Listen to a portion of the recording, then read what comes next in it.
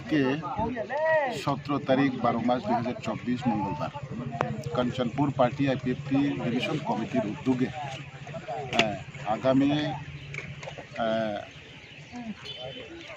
2024-এর 20 তারিখ ডিসেম্বর অবধি আমাদের ভারতবর্ষের শীতকালীন অধিবেশন তো চলছে।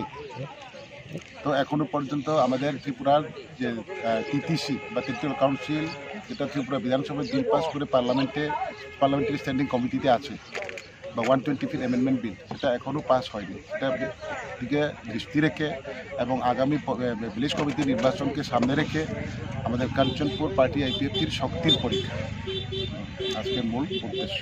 আমাদের শক্তির পরীক্ষা আজকে সফল হয়েছে।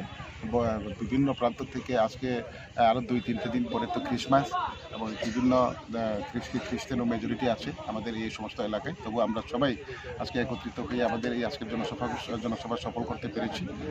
বিভিন্ন প্রান্ত থেকে প্রায় 100 লোক এসেছে, প্রায় 2-2.5 হাজারের মতন আমাদের আজকের লোক সমাগম হয়েছে।